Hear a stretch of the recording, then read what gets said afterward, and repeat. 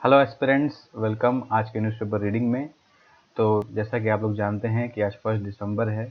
आज का सिग्निफिकेंस ये है कि वर्ल्ड एड्स डे भी आज मनाया जाता है। तो इसके रेस्पेक्ट में आप लोग सबको एड्स के लिए थोड़ा अवेयर करना चाहता था। तो एड्स ये एक एक्वायर्ड इम्यूनोडेफिशिएंसी सिंड्रोम वायरस है। तो इसके ये कोई छूने से नहीं फैलता। ये सेक्सुअली ट्रांसमिट होता है मोस्ट ऑफ द टाइम्स, या फिर ब्लड ट्रांसफ्यूजन की वजह से होता है। आमतौर पर भाषा में बोले तो जैसे आप शेविंग करते हो, कोई लोग शेव करते हैं ऐसे, तो उनका शेविंग ब्लेड यूज़ करने से भी ट्रांसफ्यूजन हो सकता है वायरस का। तो ये बेसिक जानकारी थी। तो एड्स से बच के रहें, प्रोटेक्शन यूज़ करें, सेफ सेक्स करें, लाइफ में अच्छा रहेगा। ओके, सो आज के न्यूज़पेपर रीडिंग के हम लोग फर्स्ट पेज में पढ़ते हैं दोस्तों। अगर आपको इनिशिएटिव अच्छा लगे तो चैनल सब्सक्राइब कीजिए।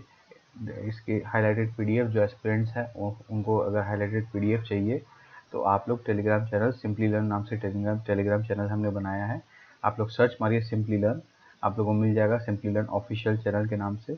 वो आप लोग रेफ़र कर सकते हैं, वहाँ पे हाईलाइटेड पीडीएफ आपको मिल जाएगा डाउनलोडेबल फॉर्म में। ठीक है, उसके अलावा आपको और कोई डाउट है इस इनिशिएटिव के संबंध में, आप कुछ फीडबैक देना चाहते हैं तो कमेंट बॉक्स में फ्रीली शेयर करें। Will love to work on it. ठीक है, तो आज के आर्टिकल के फर्स्ट पेज, मैंने न्यूज़पेपर के फर्स्ट पेज में एक इम्पॉर्टेंट आर्टिकल दिया है इकोनॉमिक सब्जेक्ट से रिलेटेड ज़्यादातर। तो इसमें services and agriculture, services sector और एग्रीकल्चर सेक्टर जो है, एग्रीकल्चर एंड अलाइड सेक्टर साथ में बोलते हैं अपने। ठीक है, ये दो सेक्टर में ग्रोथ की वजह से इस क्वार्टर में अपने को मैन्युफैक्चरिंग में घाटा होने के बावजूद, कमजोरी आने के बावजूद भी हम लोग का ग्रोथ रेट अच्छा हुआ है। ठीक है, और हाई इनपुट प्राइसेस के कारण मैन्युफैक्चरिंग को हर्ट हुआ है। तो ये कुछ अपडेट्स है, फैक्चुअल बात है। अब एग्जाम में वैसे हर क्वार्टर का डेटा तो यूज़ नहीं कर सकते हो, पर आपको सेंस होना चाहिए ऐसा माइंड में मेंटली कि मैन्युफैक्चरिंग में हाई इनपुट प्राइसेस की वजह से चैलेंजेस हैं, और सर्विसेज और agriculture and allied sector India को पॉजिटिव बना के रखा है। स्पेशली कोविड के बाद भी एग्रीकल्चर सेक्टर लीस्ट अफेक्टेड था। तो ये अवेयरनेस आपको होना चाहिए। ठीक है, तो ग्लोबल हेडविंड्स और स्लो डाउन, मैंने अब लोग जैसे इंडिया जो एक्सपोर्ट वर्ल्ड में कर रहा है वो थोड़ा स्लो डाउन हो रहा है। क्यों? क्योंकि बाहर डिमांड ही नहीं है, बाहर रिसेशन और स्लो डाउन का खतरा है, और ग्लोबल हेडविंड्स भी चल रहे हैं। लोग स्पेकुलेट कर रहे हैं कि मार्केट में रिसेशन आ सकता है ग्लोबली। तो गवर्नमेंट एक्सपेक्ट कर रहा है कॉर्पोरेट लोग इन्वेस्टमेंट करे। अगर वो पिकअप करता है तो मैन्युफैक्चरिंग कुछ होप है, अदरवाइज ये सेक्टर ऐसे ही प्लंज करता रहेगा आने वाले कुछ समय तक। तो इसके ऊपर ये पूरा आर्टिकल है, आप लोग चाहो तो पढ़ सकते हो, बट आइडिया इतना सही जो मैंने बताया आपको। ठीक है, तो ये आइडिया आपको पता होना चाहिए क्योंकि एग्जाम में ये अंडरस्टैंडिंग हेल्प करता है आपको। ठीक है, तो उसके बाद ये पॉलिटिकल न्यूज़ है, अपने काम का नहीं है। ये वाला पार्ट पॉलिटिकल न्यूज़ अपने काम का नहीं है, इसको अपना हाईलाइटर ले लेते हैं, ये यूज़फुल नहीं है। उसके बाद है कि 10 quarter high farm growth of 4.6% raises some question. ये आर्टिकल था इकोनॉमिक पॉइंट ऑफ व्यू समझने लायक है। उसके पहले इस आर्टिकल से एक दो चीज़ समझना चाहिए, वो ये है कि नेशनल स्टैटिस्टिकल ऑफिस क्या है, ये कौन कौन से डेटा निकालते हैं इन जनरल, ये आप लोगों को अवेयरनेस होना चाहिए। इसमें बताया कि एग्रीकल्चर ग्रोथ जो है 4.6% ईयर ऑन ईयर है। ये 4.6% ईयर ऑन ईयर है। कुछ कुछ फैक्टर्स इन्होंने बताया कि प्रोडक्शन सेक्टर और मैन्युफैक्चरिंग सेक्टर का जो मैन्युफैक्चरिंग एंड माइनिंग, ये प्राइमरी टाइप का वर्क हो गया, ये कॉन्ट्रैक्ट किया है 4.3%। ठीक है, और 2.8% रेस्पेक्टिवली। उसके बावजूद भी ये ग्रो हुआ है। ठीक है, फार्मिंग सेक्टर। तो ये एक डेटा आपके अवेयरनेस का होना चाहिए कि फार्म सेक्टर के ग्रोथ में कौन कौन से फैक्टर रिलेवेंट होते हैं, वो आपको जानकारी होना चाहिए। ठीक है, तो इस आर्टिकल से आपको जानकारी मिल सकती है। उसके बाद आते हैं नेक्स्ट में, एक पॉलिटिकल न्यूज़ है, ये माइग्रेंट वर्कर फुटबॉल का फ़ैन क्लब, उसके ऊपर जानकारी है। ठीक है, अब Mamata Banerjee waste state news है। तो ये एग्जाम पॉइंट ऑफ व्यू से बस इतना रिलेवेंट है फर्स्ट पेज में। सेकंड पेज हमने उड़ा दिया, हमने सिर्फ आज हमने ये न्यू चीज़ किया है कि जो पेजेस में हाईलाइटेड पेज, इसको मैं बोल रहा हूँ, इसका पीडीएफ हम लोग टेलीग्राम ग्रुप में शेयर करते हैं। सिर्फ उन्हीं हाईलाइटेड पेजेस को मैं रीड कर रहा हूँ ताकि आपका टाइम बचे न्यूज़पेपर रीडिंग में। ठीक है, तो नेक्स्ट पे सीधा एडिटोरियल पेज आता है। ये फर्स्ट पेज जो था, ये पेज नंबर 5 था एक्चुअल न्यूज़पेपर का, आज बाकी 4 पेज एडवर्टाइजमेंट था। पेज नंबर 6, 7 अपने लिए रेलिवेंट नहीं था। पेज नंबर 8 सीधा एडिटोरियल पेज है, अपने लिए वो रेलिवेंट है। एडिटोरियल पेज में आज एक आर्टिकल है कि ये वो इकोनॉमी वाला जो डेटा हम लोग पढ़े, services agriculture allied sectors lead growth, global slowdown के लूम में मैन्युफैक्चरिंग का फर्क पड़ रहा है। तो इसके ऊपर ये एक और आर्टिकल, एक और ओपिनियन है। पढ़ना इंपॉर्टेंट नहीं, सिंस आप आगे कंटेक्स्ट समझ चुके हो। तो किसी को अगर और डेटा समझना है या थोड़ा और डिटेल जानकारी चाहिए, जिसका टाइम भी है, तो ये आर्टिकल वो पढ़ सकता है। ठीक है, फिर मणिपाल में जैसे हम लोग ने कल बात किया था कि टीचर और स्टूडेंट में माइनॉरिटी के ऊपर, जैसे टीचर ने स्टूडेंट को साफ बोल दिया था, बोला तुम लोग वजह से कुछ ये, तुम लोग वजह से कुछ वो, फिर स्टूडेंट ने कुछ जवाब दिया। तो ऐसे जो वीडियोस आ रहे हैं ये हमें बता रहे हैं कि कुछ प्रिजुडिस लोगों के माइंड में ऑलरेडी डेवलप हो चुके हैं। तो मणिपाल के वीडियो लेसन से प्राइवेट और पब्लिक इंस्टीट्यूट को उनका भले ही डिफरेंट मोटिव हो, पर इस प्रिजुडिस से डील करने के लिए उनको एक अपना पॉजिटिव अप्रोच बनाना चाहिए। उसके ऊपर आर्टिकल है, एग्जाम पॉइंट ऑफ व्यू इतना रिलेवेंट नहीं है, आप लोग चाहे तो छोड़ सकते हो, बस इतना सा पार्ट भी पढ़ के आपको कुछ कंटेक्स्ट मिल सकता है। ठीक है, थोड़ा सा माइंड में आपको थॉट बनना चाहिए। फिर काठमांडू नेपाल इलेक्शन के बारे में एग्जाम पॉइंट ऑफ व्यू से इंपॉर्टेंट नहीं है। फिर एम्स में साइबर अटैक हुआ था, कल ये न्यूज़ हम लोगों ने पढ़ा था। तो उसके बैकड्रॉप में इन्होंने सजेस्ट किया है कि कैसे हमें एक नेशनल स्ट्रेटेजी की ज़रूरत है साइबर अटैक जैसे ये थ्रेट से कॉम्बैट करने के लिए। ठीक है, तो उस पर इन्होंने अपना ओपिनियन दिया है। इसको आप थोड़ा पढ़ सकते हो क्योंकि इसमें तो कुछ आपको आइडियाज़ मिल जाएंगे, कुछ ऐसे इनोवेशंस के, ऐसे आइडियाज़ के जिससे हम लोग इन साइबर अटैक्स को रोक सकते हैं। ठीक है, या फिर क्या स्ट्रक्चरल चेंजेस करना, आप इसमें से आपको खाली पॉइंटर्स बनाने हैं कि चलिए हमें इंस्टीट्यूशन में डेवलपमेंट करना है, हमें लीगल फ्रेमवर्क में डेवलपमेंट करना है, वैसे एस्पेक्ट आप इसमें देख सकते हैं। ठीक है, और कुछ देने की जरूरत नहीं। फिर गैस लाइटिंग एक ऐसा वर्ड है जिसको Merriam Webster word of the year की तरह चुना गया है। गैस लाइटिंग, इसका दो मतलब होता है, एक तो अनफेथफुल रिलेशनशिप के टर्म में होता है और एक पॉलिटिक्स के टर्म में हो रहा है, फेक न्यूज़ के टर्म में। तो ये दो टर्म आपको इसका पता होना चाहिए। ये वर्ड ऐसे कभी एग्जाम में पूछेगा नहीं, पर ऐसे वर्ड को आपको अवेयरनेस होना चाहिए। गैस लाइटिंग वर्ड क्या हो सकता है, प्रीलिम्स में दे दे, प्रीलिम्स में तो आ ही सकता है बट चांसेस बहुत कम है। पर दिस काइंड ऑफ अवेयरनेस आपको स्टेट पीसीएस एग्जामिनेशन में भी हेल्प कर सकता है। ठीक है, ये लैंग्वेज डेवलपमेंट है, वोकैबुलरी डेवलपमेंट है, तो अवेयरनेस का कोई नुकसान नहीं। फिर रैशनैलिटी ऑफ रेवड़ी, फ्रीबीज के टर्म में बात हो रहा है, दिल्ली पावर सब्सिडी का बात हो रहा है, सब्सिडी आर्किटेक्चर इंडिया में जो चल रहा है उसके ऊपर कमेंट किया इन्होंने। हाउस होल्ड बोला कि सब्सिडीज जो है स्टेट फाइनेंसेस का भी फंक्शन नहीं है, हाउस होल्ड का भी फंक्शन नहीं है। इनफैक्ट इनका जो बेनिफिट है वो मोस्ट डिजर्विंग लोग तक पहुँचता भी नहीं है। तो ये फ्रीबीज के ऊपर आर्टिकल है एक तरह से, इसमें बता रहा है कैसे वो इरेशनल चीज़ है। तो उनके ऊपर उन्होंने अपना व्यूज़ दिया है, ओपिनियन दिया आइडियाज़ पेज में। इंटरेस्टेड लोग पढ़ सकते हैं, पर कंटेक्स्ट इतना ही है। ठीक है, एग्जाम पॉइंट ऑफ व्यू से इतना रिलेवेंट नहीं है, हाँ, पर एक कंटेक्चुअल जानकारी होना चाहिए। कभी कुछ आ गया इस तरह का तो आपको लिखना आना चाहिए। ठीक है, फिर नरेंद्र मोदी जी का आर्टिकल है कि one earth one family one future के ऊपर उन्होंने G20 प्रेसिडेंसी इंडिया ने लिया है। उन्होंने प्रॉमिस किया है कि G20 प्रेसिडेंसी लेने के बाद इंडिया का एजेंडा होगा इंक्लूसिव, एम्बिशियस, एक्शन ओरिएंटेड और डिसाइसिव। अब इंक्लूसिव के लिए ग्लोबल साउथ के पॉइंट ऑफ व्यू से इंक्लूसिव हो जाएगा थोड़ा सा। एम्बिशियस यानी कि हम लोग वन अर्थ और वन फैमिली वन फ्यूचर का एजेंडा, इंडिया का जो कॉन्सेप्ट है वसुधैव वसुधैव कुटुंबकम, उस प्रिंसिपल को हम लोग आगे बढ़ाएंगे। वन फ्यूचर माने ग्लोबल वर्ल्ड को, हम के जो चैलेंजेस है उनको वन इशू की तरह, वन वर्ल्ड के इशू की तरह मान के सॉल्व किया जाए। डिसाइसिव माने हम लोग उसमें ऐसे कुछ एजेंडा डिसीजन लेंगे जो वर्ल्ड के लिए आगे वर्ल्ड को दिशा दिखाएंगे। ठीक है, एक्शन ओरिएंटेड माने खाली बातें नहीं करेंगे, एक्शन ओरिएंटेड वर्क रहेगा। तो ये आइडियोलॉजी को समझना जरूरी है। और शॉर्ट में ये वाला पार्ट आप पढ़ लोगे जो मैंने हाईलाइट किया है तो आपको कंटेक्स्ट करेक्ट समझ में आ जाएगा, उतना relevant exam point of view से। बाकी डिटेल आप पढ़ भी लोगे ना तो आपको याद नहीं रहेगा और more like political speech type लगेगा आपको। ठीक है, उसके बाद ये एग्जाम के लिए रिलेवेंट नहीं है। देन पेज 10 में कुछ अच्छे आर्टिकल थे।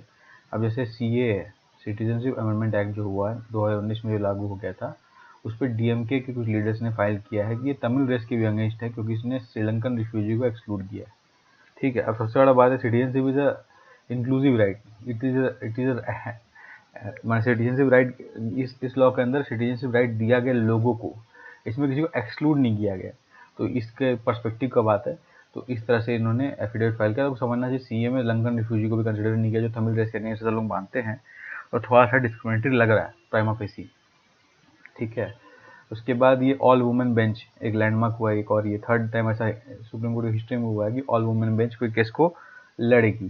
तो ये जानकारी आपके लिए होना चाहिए कि ऑल वुमेन बेंच वाला इतना पॉपुलर क्यों, माने क्यों ऑल वुमेन बेंच रखने में दिक्कत आ रहा है। इसका सबसे प्राइमरी कारण है कि वुमेन हायर सुप्रीम कोर्ट में न कम संख्या में 2 या 3 ही है बिलीव, तो एक वो चैलेंज है। उसके अलावा कि वुमेन बेंच होने से क्या नुकसान, क्या फ़ायदा हो सकता है, या वुमेन का इंक्लूजन जुडिशरी में क्यों अच्छा है क्यों बुरा है, उस एस्पेक्ट में आप इस पॉइंट को रिमेंबर रख सकते हैं एज एन एग्जाम्पल। ठीक है, और कुछ डेटा यहाँ से पिक कर सकते हो। फिर सीनियर जर्नलिस्ट रवीश कुमार ने NDTV क्विट कर दिया। जैसे हम जानते हैं कि 26% स्टेक NDTV में अदानी ने ले लिया है, वो और 25% खरीदने का तैयारी कर रहा है। उसके नेक्स्ट में, उसके प्रोग्रेशन में हमें ये 2 न्यूज़ और मिला कि प्रणय और राधिका रॉय कल क्विट कर दिए, उसका जानकारी हमें कल मिला, और रवीश कुमार नायक का भी न्यूज़ की जानकारी हमें आज मिल गया। तो ये डेवलपमेंट सिर्फ आप सुनिए और समझिए कि क्या हो रहा है, तो ऐसा आपको समझ में आएगा कि मैं क्या बोलना चाह रहा हूँ, मैं क्या मीन कर रहा हूँ। बट मैं अपना ओपिनियन आप पे थोपना नहीं चाह रहा हूँ, बट ये फैक्ट है, ये जो हो रहा है ये फैक्ट है आपके सामने। फिर ये एक इंपॉर्टेंट एस्पेक्ट ये दिया है कि विंटर सीजन कंक्लूड हो गया कल वेस्ट बंगाल का। अब सिंस वेस्ट बंगाल का ऐसा तो इंपॉर्टेंट नहीं है, पर इसमें टर्म यूज़ किया है एडजर्न सिनेडाइन। इसका मतलब ये होता है कि असेंबली तब तक स्थगित कर दिया गया है जब तक आगे माने इसका आगे कब असेंबली रीअसेंबल होगा उसका कोई डेट और टाइम हमें नहीं पता। तो अगले सेशन तक होने तक के लिए ये असेंबली स्थगित की जाती है, उसको एडजर्न सिनेडाइन बोलते हैं। एक तरह का ये पार्लियामेंट्री टूल्स है जो स्पीकर इसको एक्सरसाइज करते हैं। वैसे स्पीकर को टेम्पोररी भी एडजर्न कर सकते हैं, जैसे एडजर्न टिल लंच, मान जिसमें एडजर्न टाइम डिसाइड हो उसको सिर्फ एडजर्न बोलते हैं, एडजर्न मोशन के थ्रू पास होता है। उसके अलावा माने एडजर्न स्पीकर बोलते हैं। उसके अलावा एडजर्न सिनेडाइन होता है। उसके अलावा एक और एडजर्न मोशन भी होता है जो लेजिस्लेचर पास करते हैं। वो एडजर्न मोशन होता है जब वो पार्लियामेंट का ध्यान किसी specific issue of prime interest और पीपल इंटरेस्ट और जनरल इंटरेस्ट का बहुत इंपॉर्टेंट इशू को तक के तरफ हाउस का इंटरेस्ट आकर्षित करना चाहते हैं। उसके लिए भी उनको सर्टेन नंबर ऑफ वोट्स चाहिए होता है। अगर वो मोशन पास हो जाता है और हाउस उसको एक्सेप्ट कर लेता है तो 2.5 घंटे तक एटलीस्ट उस इशू पे डिस्कशन होना चाहिए। तो ये 3 तरह का एडजर्न वर्ड है, तीनों का डिफरेंस आपको समझ में आना चाहिए। एक एडजर्न मोशन है, एक सिर्फ एडजर्न है जो स्पीकर एक्सरसाइज करते हैं, एक एडजर्न सिनेडाइन है जो स्पीकर एक्सरसाइज करते हैं जिसमें ये नहीं पता होता कि अगली बार असेंबली कब वापस मिलेगा। और एक होता है एडजर्न मोशन जो मैंने पहले बताया जिसमें कि एग्जीक्यूटिव सॉरी लेजिस्लेचर जो होते हैं वो एक्सरसाइज करते हैं power as a tool to attract senses of parliament और सबका ध्यान एक पार्लियामेंट में एकत्रित करना एक जगह पे एक matter of serious public interest discuss करने के लिए। ठीक है, तो ये आपको अवेयरनेस होना चाहिए इंडियन पॉलिटी के टर्म में। तो मैं सोचा ये मिला तो आज ही बता दो आप लोगों को मौका देख के। फिर इंडिया यूएस डील जो है एलएसी के पास हो रहा है, ये चाइना ने इस पर अपनी आपत्ति जताई है। बोला कि बॉर्डर के स्पिरिट और पैक्ट्स को वायलेट करता है। तो ये चाइना के मुझे अच्छा नहीं लग रहा कि चाइना ने कितने वायलेट कर दिए पैक्ट्स को। तो ये तो चाइना का स्टाइल है यूएस को दूर रखने के लिए, दबाव बनाने के लिए, पर इससे काम नहीं आएगा। उसके बाद एक्सप्लेन पेज है। एक्सप्लेन पेज में एक न्यूज़ है कि यूनिवर्सल फ्लू का एक वैक्सीन बनाने की तरफ हम लोग बढ़ चुके हैं। तो ये न्यू स्टडी के बारे में जानकारी दिया। आपको ज़्यादा पढ़ने की जरूरत नहीं क्योंकि अभी डेवलपमेंट स्टेज पे जब बन जाएगा तब बढ़ेंगे। बस आपको ऐसा अवेयरनेस होना चाहिए कि यूनिवर्सल फ्लू वैक्सीन हम लोग बनाने की तरफ सोच रहे हैं। ये सब कई बार ना अवेयरनेस से कंटेक्ट से ना कई बार ऑप्शन एलिमिनेट हो जाता है, इसलिए मैं सब चीज़ एकदम रिजेक्ट नहीं करता। ठीक है, फिर जैसे जीडीपी डेटा अभी रिसेंटली Q2 का आया है उसको कैसे पढ़े, उस पर इन्होंने सारे डेटा शेयर किया हर एक सेक्टर्स के। आपको जो सेक्टर में डाउट रहता है, देखिए हर एक सेक्टर का आपको बेसिक 1 या 2 डेटा पता होना चाहिए इकोनॉमिक्स में।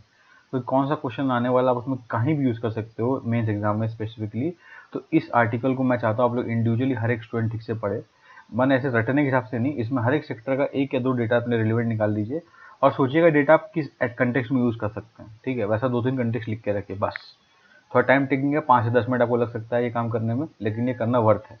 इससे आपका पूरा डर खत्म। आपका इकोनॉमी में डेटा वाला जो एस्पेक्ट है मेंस एग्जाम के पॉइंट ऑफ व्यू से आपको हर सेक्टरल डेटा मिल जाएगा, आपका बहुत सारा काम आसान हो जाएगा। और इससे आपको अंडरस्टैंडिंग बनेगा ट्रेंड्स के बारे में जो आपको प्रीलिम्स में भी किसी 1-2 क्वेश्चन में हेल्प जरूर कर सकता है। ठीक है, उसके बाद देखिए ग्रेट इंडियन बस्टर्ड, जीआई भी बोलते हैं इसको कई लोग। ग्रेट इंडियन बस्टर्ड के बारे में बात चलते हैं, यहाँ पे लिखा हो गया ग्रेट इंडियन बस्टर्ड। अब ये क्या क्रिटिकली इंडेंजर्ड स्पीशीज है। ठीक है, इसके ऊपर सुप्रीम कोर्ट ने आइडिया फ्लोट किया है कि हम लोग प्रोजेक्ट जीआईबी स्टार्ट करना चाहिए। जैसे कि प्रोजेक्ट टाइगर है, प्रोजेक्ट डॉल्फिन है, हम लोग ने स्नो लिपर्ड पे प्रोजेक्ट स्टार्ट किया है, एलिफेंट पे प्रोजेक्ट स्टार्ट किया है। तो वैसे ही ग्रेट इंडियन बस्टर्ड एक क्रिटिकली इंडेंजर्ड स्पीशीज है, तो उसके प्रोटेक्शन के लिए भी हमें ऐसा प्रोजेक्ट स्टार्ट करना चाहिए, सुप्रीम कोर्ट ने बताया। ठीक है, तो ये इन्वायरमेंट के पॉइंट ऑफ व्यू से इंपॉर्टेंट हो गया। अब अपने लिए एक मेंस के लिए तो ये अपने यूज़ कर ही सकते हैं इसको। अब प्रीलिम्स के लिए अपने से पूछ सकता है कि ग्रेट इंडियन बस्टर्ड जो है वो कहाँ कहाँ पाया जाता है, कौन से स्टेट में पाया जाता है। राजस्थान में पाया जाता है, वेस्ट थार डिजर्ट रीजन में पाया जाता है जिसमें पाकिस्तान का रीजन भी आता है। ठीक है, तो पाकिस्तान इंडिया दो से ज़्यादा पाया जाता है। इसकी संख्या 120-30 के आसपास बची है, बाकी सब लोग मर चुके हैं। ठीक है, तो क्रिटिकली इंडेंजर्ड स्पीशीज में आ गए, कहीं ना कहीं आप उसको मान सकते हो। उसके बाद आपको ये समझना है कि प्रोजेक्ट ग्रेट इंडियन बस्टर्ड जो सुप्रीम कोर्ट फ्लोट कर रहा है उसका क्या फ़ायदा क्या नुकसान हो सकता है वो समझ लीजिए। ग्रेट इंडियन बस्टर्ड का पॉपुलेशन क्यों घट रहा है, व्हाट आर द रीजंस जिसके कारण ये बर्ड क्रिटिकली इंडेंजर्ड हो गया है वो समझ लीजिए। जैसे लास्ट ईयर एक न्यूज़ आया था कि जो इलेक्ट्रिकल पोल्स होता है लाइट का, उसमें टकरा के कई बार बर्ड्स अंधेरे में मर जाते हैं। तो वो भी एक चैलेंज है, ह्यूमन डेवलपमेंट की वजह से भी उनको फर्क पड़ रहा है वहाँ पे। तो ऐसे कुछ कुछ फैक्टर्स आप जान लीजिए जो आपके एग्जाम के लिए रिलेवेंट है। बस इतना करने से आपका ये टॉपिक का जितना भी मसाला है वो सब एग्जाम के लिए रेडी हो जाएगा। ठीक है, फिर वाई इंडेंजर्ड में डिटेल दिया है, ये आईयूसीएन लिस्ट के हिसाब से होता है। What is great Indian bustard, supreme court का अर्लियर ऑर्डर क्या है, एक अर्लियर सुप्रीम कोर्ट का ऑर्डर भी नोट कर सकते हो टू सब्सटैंशिएट योर पॉइंट्स। ठीक है, तो ये सब आपके ऊपर है, बस कंटेक्स्ट और माहौल यही है इस क्वेश्चन का। ठीक है, उसके बाद इकोनॉमी पेज में आते हैं। इकोनॉमी पेज में बता रहा है कि इंडस्ट्री ऑफटेक हुआ है। अब देखिए मैंने इंडस्ट्री बढ़ा है और इंडस्ट्री जो लोन ले रहा है, क्रेडिट ग्रोथ इंडस्ट्री की तरफ जा रहा है वो बढ़ रहा है। ठीक है, लार्ज इंडस्ट्री जो है क्रेडिट ग्रोथ को ड्राइव कर रहा है। मैक्सिमम जो लार्जर इंडस्ट्री है वो क्रेडिट खींच रहे हैं अपने तरफ बॉन्ड्स और बैंक से अलग अलग माध्यम से, ठीक है। तो ये जानकारी की बात है। उसके बाद कॉमन पावर नेटवर्क जो है, जैसे GNA general network access power distribution के लिए जो बात चल रहा था, सदर्न स्टेट्स की तरफ से कुछ इश्यूज डेवलप हुआ है, उसके ऊपर इन्होंने आर्टिकल दिया है। तो GNA के बारे में आपको थोड़ा अवेयरनेस होना चाहिए। कॉमन पावर नेटवर्क का क्या प्लान है, हमारा पावर डिस्ट्रीब्यूशन में क्या क्या चैलेंजेस आते हैं, सेंट्रल ट्रांसमिशन यूनिटी क्या है, यूटिलिटी क्या है, ये सब टेक्निकल टर्म्स बेसिक अवेयरनेस आपको होना चाहिए, क्योंकि पावर डिस्ट्रीब्यूशन बहुत बड़ा चैलेंज है अपने कंट्री में, जिसमें डिस्कॉम्स को हमेशा नुकसान हो रहा है और गवर्नमेंट भी ज़्यादा बेनिफिट उनको देना चाह रही है। फिर उसके बाद ही पावर डिस्ट्रीब्यूशन स्टिल है चैलेंज बना हुआ है इंडिया में, खासकर वर्ल्ड ओवर भी है पर इंडिया में खासकर। तो उसका इश्यूज़ क्या समझना चाहिए आपको, गवर्नमेंट उसके लिए क्या एफर्ट्स कर रही है वो आपको समझना चाहिए, बस इस कंटेक्स्ट का पूरा मसाला यही है, ठीक है। उसके बाद आते हैं अपने अगले हिसाब में पी नोट्स। पी नोट्स का बात हम लोग लाखों बार कर चुके हैं, मैंने थोड़ा सार्कास्टिकली बोला मैंने, बट काफ़ी बार कर चुके हैं। पी नोट्स क्या है, इसको प्रोमिसरी नोट्स या फिर आप बोल सकते हो ऐसे पार्टिसिपेटरी नोट, सॉरी बोलते हैं P notes is participatory note. ये वो फाइनेंशियल इंस्ट्रूमेंट है जो फॉरेन इन्वेस्टर इंडिया के सेबी में रजिस्टर किए बिना मार्केट में इन्वेस्ट करना चाहते हैं, वो पी नोट्स के माध्यम से करते हैं। इसमें इनको फॉरेन पोर्टफोलियो इन्वेस्टर्स हेल्प करते हैं, ठीक है। पार्टिसिपेटरी नोट्स के बारे में लिखा हुआ है ये, ठीक है। जो मैंने बोला वो उसी टाइप का कुछ लिखा हुआ है इंग्लिश में, आप लोग पढ़ सकते हो इसको चाहो तो। This is the P notes definition. उसके बाद पी नोट्स जो है, पी नोट्स से इन्वेस्टमेंट इंडिया में एक साल हाई में आया, माने पिछले अक्टूबर में जो पैसा आया वो पिछले एक साल का सबसे हाईएस्ट पैसा है पी नोट्स के थ्रू आना। तो उसका फायदा भी है, नुकसान भी है। पी नोट्स नुकसान ये है क्योंकि रेगुलेटेड नहीं है, तो हो कितने इलीगल मनी भी इंडिया में आ रहा है, एक तरह से मनी लॉन्ड्रिंग भी हो रहा है, समझ लीजिए आप। मनी लॉन्ड्रिंग ना बोले तो बहुत ही टेररिस्ट टाइप का टर्म लगता है, तो फिर पैसा घूम के सिफोन ऑफ होकर इंडिया में आ रहा है, तो इंडिया को फायदा उससे ज़्यादा हो नहीं रहा है, मैंने टैक्स हेवन के थ्रू होकर पैसा आ रहा है। और फायदा ये है कि इन्वेस्टमेंट आ रहा है, तो इसलिए इन्वेस्टमेंट आ रहा है, इसलिए इंडिया इसको पूरी तरह से बैन नहीं कर पाया। तो पी नोट्स एक चैलेंज है इंडिया के लिए, इंडिया को कैसे सॉर्ट कर पाता है देखिए, ठीक है। उसके बाद ऑस्ट्रेलिया और इंडिया का फ्री ट्रेड एग्रीमेंट का बात चल रहा है। फ्री ट्रेड एग्रीमेंट अभी करंट टाइम में 3 का बात चल रहा है, इंडिया का यूरोपियन यूनियन के संग, इंडिया का यूके के संग, इंडिया का ऑस्ट्रेलिया के संग, ये तीनों का आपको अवेयरनेस होना चाहिए। ऑस्ट्रेलिया के संग जो FTA है वो 29 दिसंबर से इन्फोर्स आ जाएगा। उसके पहले यूके वाला भी डिस्कशन मोड में चल रहा है, EU वाला भी डिस्कशन मोड में चल रहा है। यूके को इंडिया बहुत फास्ट पेस वे में कर रहा है, तो जल्दी होने का संभावना ज़्यादा है, ठीक है।